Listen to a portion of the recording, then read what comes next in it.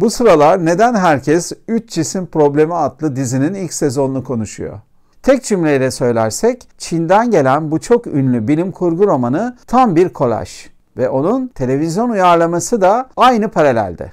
Peki bu dizi en azından ilk sezon ne anlatıyor?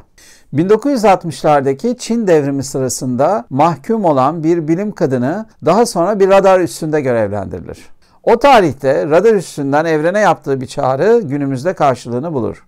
2024'ün İngiltere'sinde derin devlet her biri kendi alanında son derece iyi olan genç bilim insanları ile birlikte bir projeye başlar. Temelde kuantum fiziği şemsiyesi altında toplanmış bu bilim insanları ile birlikte biz de projeyi adım adım takip etmeye başlıyoruz. 3 Cisim Problemi çok geniş bir perspektifle hem insanoğlunun hikayesine odaklanıyor hem de evrenle olan ilişkimizi sorguluyor. Diziyi seyrederken sinemadan çok fazla sayıda referans aklınıza gelecek.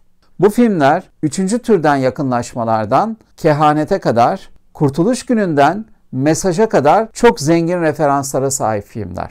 Dolayısıyla 3 Cisim Problemi'nde bu filmleri seyredenler aralarındaki bağlantıyı sık sık kuracaklar. Bu dizi karakterlerin özel hayatlarındaki dramatik dalgalanmalarla aslında hikayenin serüven tarafının da ilişkisini çok iyi biçimde kuruyor. Dünyamızın yaşı 4,9 milyar yıl olarak tahmin ediliyor. İnsanoğlunun serüveni ise evrim teorisine göre 200 bin yıl civarında. Dolayısıyla dizide bu kadar kısa süredir işgal ettiğimiz gezegene bu kadar büyük zararı nasıl verdiğimizle ilgili epey de soru sorulmakta. Bu arada diziyi seyredenler şunu düşünebilirler. Tüm gezegenin geleceği söz konusuyken neden bir avuç bilim insanına odaklanılıyor? Çünkü onlar iyi seçilmiş örnekler ve onların özel hayatındaki dalgalanmalar aslında dizinin sonraki bölümlerindeki olası gelecekle paralellikler arz ediyor. Bu arada 3 Cisim Problemi'ni seyrederken şunu aklınızdan çıkarmamanızı öneririm. Biz uzaylılar diyoruz. Aslında biz de uzaylıyız. Dolayısıyla bu göreceli kavramlar dizide aklınıza güzel çengelleniyor.